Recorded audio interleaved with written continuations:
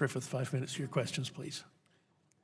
Thank you all for being here. I have to tell you, though, y'all have raised my blood pressure today. Everybody's saying that this is the problem and that's the problem, and the bottom line is we have our working group, as the chairman said, which is going to be this subcommittee.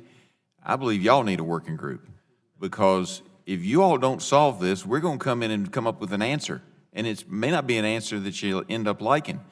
Now, one of the things I've heard today that I do like is transparency. And I understand Mr. Mitchell needs the manufacturers of the drugs, biologicals, whatever. Mr. Mitchell needs, as a consumer patient advocate, needs the insurance companies out there. We all need that.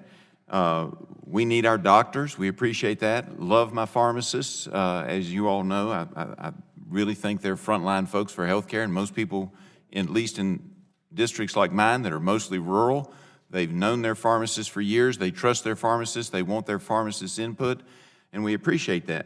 But here's a question. Without transparency, Mr. Merritt, I can't figure out for the life of me why the insurance companies can't deal directly with the manufacturers and the pharmacists, and what value is it that you're adding? Because what we've got is we've got a big black box, and we dump the drugs in, we got all this, we got people pointing fingers, and I'm not going to ask you, because that's a question we're going to have to answer another day. I only have 3.5 minutes left.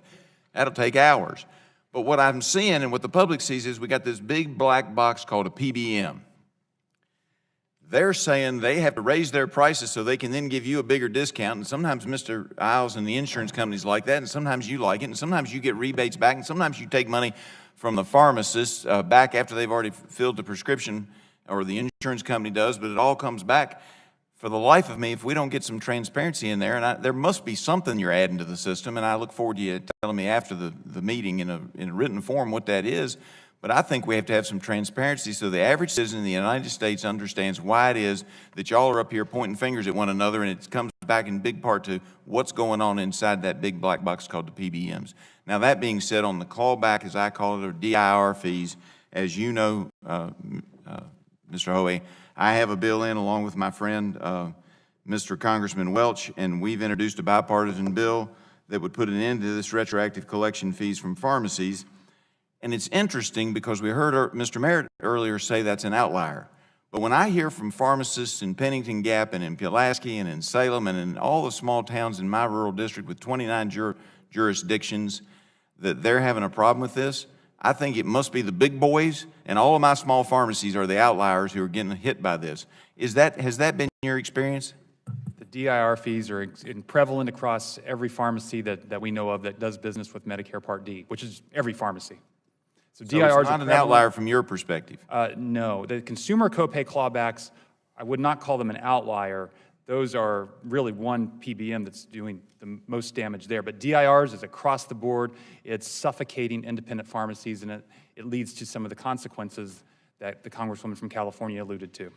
And you know, it's interesting because they apparently do this analysis on Part D. I've been reading through the CMS rule analysis, and at one point they say our analysis of Part D plan payment and cost data indicates that in recent years, DIR amounts Part D sponsors, that'd be the insurance companies, and their PBMs actually received have consistently exceeded bid projected amounts. And in another part of that analysis, it says that means it goes to their profit line. Mr. Mitchell and the consumers out there aren't seeing all that and those savings. That's going to profit. Does that happen a lot, Mr. Hoey? Oh, absolutely. So the DIR fees, I think the CMS analysis from January showed that DIR fee, over $80 billion have been paid in DIR fees over the last 6 years.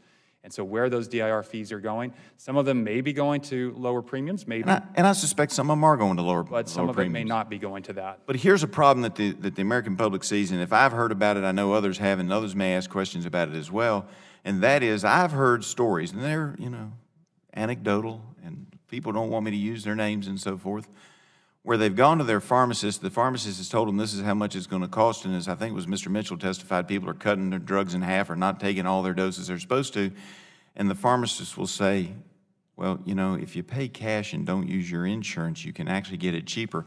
Because of all the finger pointing going on down on this end of the table as to who's made the prices go up, you're actually better off to deal outside the system and just buy it for cash. Have you found that to be true? That is correct in some cases, and the pharmacies that do that are taking their business life in their own hands. I understand that. That's why I can't talk about it. Yes, sir. Can't talk about it much. So here's the bottom line, folks. If that doesn't say that there's something stinking in Denmark, nothing else does. We're going to have to work on it, and that's why you see Democrats and Republicans upset today. I yield back. Gentleman yields.